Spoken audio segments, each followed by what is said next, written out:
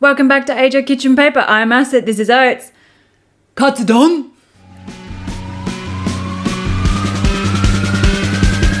Let's go! So ladies and gentlemen, let's start off with some rice. Because for your information, Don just means something on rice. Hooray! Rinse off 2 to 3 cups of rice.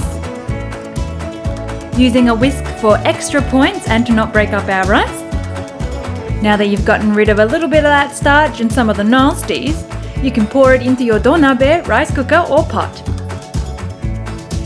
Dump it in and then dump a little bit more water in than you did rice. And then lid on and off to the flame. Goodbye. Alrighty, let's get our veggies ready. Slice up some onions. And off to the side with those boys, bye! Now then babies, let us prepare the meat. We make a small incision in the fat bitties. For reasons that are unbeknownst to me, Google it. Isn't the whole point of this video to teach us what to do? No, baby, shh. Now you have cut the fat bitties. And your pork is looking very incised. Now then, season with salt and pepper. Now that your pork balls are all peppery and salty, we must in fact comfort the pork by giving it little pat-pats. Yes, pat-pat. Now shove them out of sight because it's time for crumbing. Grab your delicious kake no tane. Shove it into a Ziploc bag. Get rid of that air, guys. And crush! Also, by the way, we're using wasabi flavoured kake no tane. It doesn't make any difference, we found out. Whoops. Alrighty, prepare 2 bowls. Crack an egg into one and whiskety whisk, boys. Thank you. And then sprinkle in a couple of tablespoons of flour. Maybe a couple of tablespoons of What? Milk? Now that your unsweetened pancake mix is ready, let's give it a mixity mix. Alrighty, and then into the other bowl, shove in your kake no tane. Beautiful, boys. And then once that's all in there, pork into the batter, give it a flip, and then into the crumbing. Easy as. Now make sure that you get this boy absolutely covered in those crumbly crumbs. And do that a couple of times over and then off to the flame. In a small pan, add in a whole bunch of oil and then immediately regret using this tiny ass pan because we've done this before. And this boy just overflows. So into a deeper pan, heat it up to 180 degrees, keeping an eye on that temperature, and then add in your pork, boys. Make sure you keep an eye on that temperature. For the ultra crispy, perfect boys, you do need to keep it at 180 degrees, so adjust your flame when needed.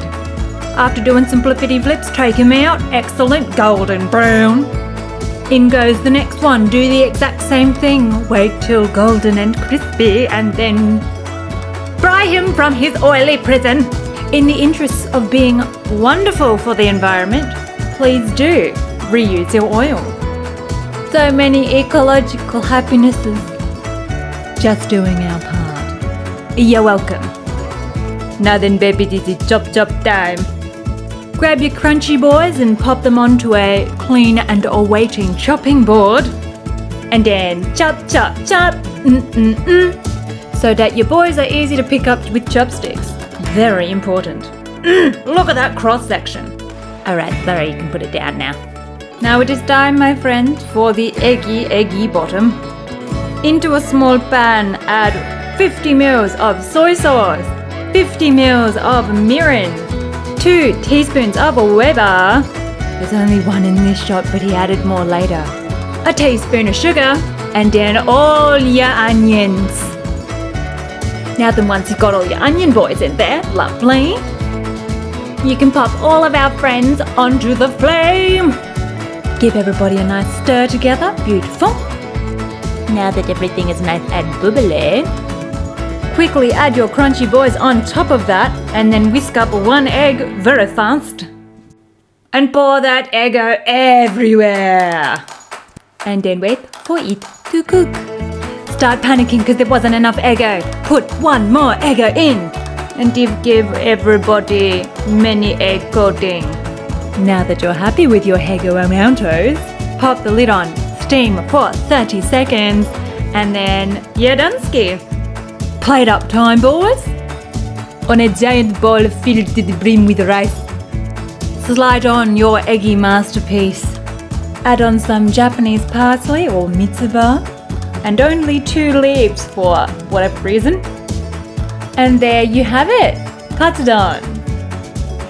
Tasty time! Alrighty, so grab a bit of your eggy boys and then shove them in your gob.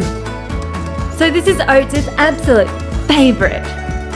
And apart from using the kakinatani to get them extra crispy boys, I would also recommend trying this out with chicken breast because 1, it's better protein to fat ratio, and 2, it's really good. But other than that, I'm sure you'll be fine. I do hope that you have a go. So leave us a comment down below. Like and subscribe and do all of the lovely YouTube things. And we will see you tomorrow, ladies and gentlemen. Goodbye!